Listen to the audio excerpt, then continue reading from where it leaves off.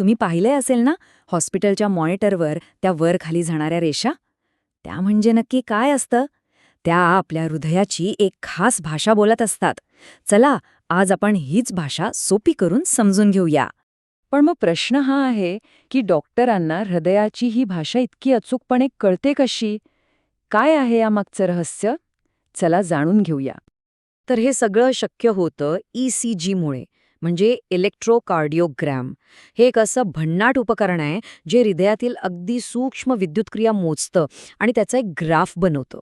सोप्या भाषेत सांगायचं झालं तर हे जणू काही आपल्या हृदयाच्या कामाचं थेट प्रक्षेपणच आहे. चला तर मग आता या मशीन्सच्या जरा आत डोकावून पाहूया. म्हणजे ECG मशीन काम कसं करतं हे समजून घेण्यासाठी आपल्याला आधी त्याचे मुख्य भाग कोणते आहेत हे जाणून घ्यावं लागेल. बरं, तर इथे दिसतायत ECG मशीनचे मुख्य भाग. सगळ्यात आधी आहेत इलेक्ट्रोड्स. हे त्वचेवर लावले जातात आणि हृदयाचे सिग्नल्स पकडण्याचं काम करतात. मग येतात लीड्स, जे हे सिग्नल्स वेगवेगळ्या दिशांनी मोजतात. आता गंमत अशी आहे की हे सिग्नल खूपच कमजोर असतात, म्हणून मग अँप्लिफायर त्यांना हजारो पटीने मोठं करतो. त्यानंतर फिल्टर्स. त्यांचं काम म्हणजे आजूबाजूचा नको असलेला आवाज, जसं की स्नायूंची हालचाल, काढून टाकणं. मग ADC हे अॅनालॉग सिग्नलला डिजिटल रूपात बदलतं. आणि मग शेवटी डिस्प्लेवर आपल्याला तो ओळखीचा ग्राफ दिसतो. आणि हो, हे सगळं चालवण्यासाठी पॉवर सप्लाय तर हवाच, नाही का? आणि एक इंटरेस्टिंग गोष्ट सांगतो.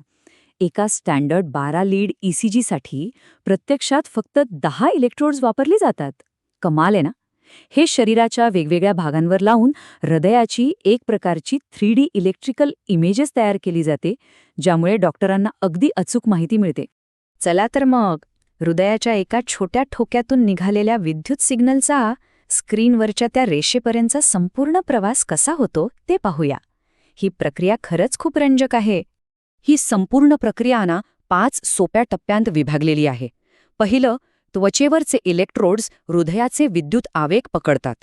दुसरा टप्प्या, अँप्लिफिकेशन. हृदयाचा सिग्नल 1 मिलीव्होल्टपेक्षाही कमी असतो, म्हणजे विचार करा किती कमजोर. अँप्लिफायर त्याला हजारो पटींनी मोठा करतो. तिसरं, फिल्टर्स.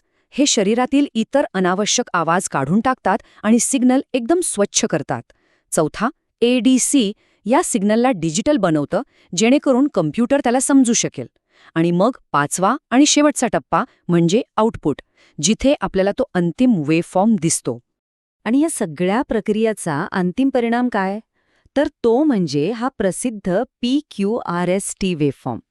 या वेव्हचा प्रत्येक छोटा मोठा भाग हृदयाच्या कार्याबद्दल एक वेगळी आणि खूप महत्वाची गोष्ट सांगतो. सुरुवात करूयात यातल्या पहिल्या P वेव्हपासून. ही हृदयाच्या वरच्या 2 कप्प्यांच्या म्हणजे अट्रियाच्या आकुंचन पावण्याचं प्रतीक आहे. असं समजा की प्रत्येक ठोक्याची सुरुवात इथूनच होते. त्यानंतर येतो हा मोठा आणि महत्वाचा भाग, QRS कॉम्प्लेक्स. हा हृदयाच्या खालच्या आणि सगळ्यात शक्तिशाली कप्प्यांच्या म्हणजे वेंट्रिकल्सच्या आकुंचनाला दर्शवतो. आणि याचमुळे रक्त पूर्ण शरीरात पंप केलं जातं.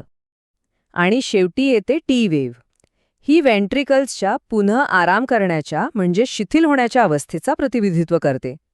आणि ह्यासोबतच हृदयाच्या ठोक्याचे एक चक्र पूर्ण होतं. PQRS आणि T. झालं एक हार्टबीट. ठीक आहे, आपण हे तंत्रज्ञान तर समजून घेतलं, पण याचा आपल्या दैनंदिन जीवनात म्हणजे वैद्यकीय क्षेत्रात नेमका उपयोग कुठे होतो? चला जरा तेही पाहूया. ECGचा उपयोग खूपच महत्वाचा आणि खरं तर खूप विस्तृत आहे.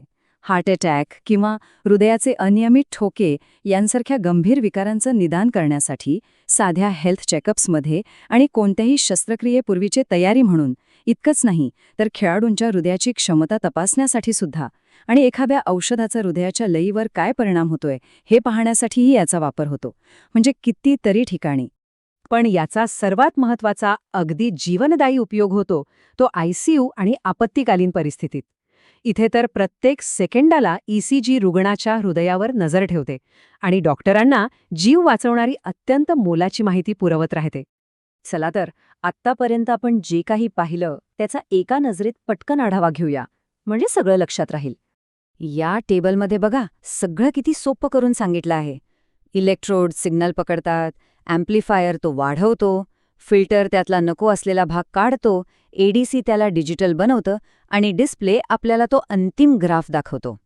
खरं सांगायचं तर हे एक परफेक्ट टीमवर्क आहे. जरा विचार करा, एका इतक्या लहानशा विद्युत सिग्नलमध्ये आपल्या आरोग्याची किती मोठी आणि गुंतागुंतीची कहाणी दडलेली असते. आश्चर्यकारक आहे नाही का?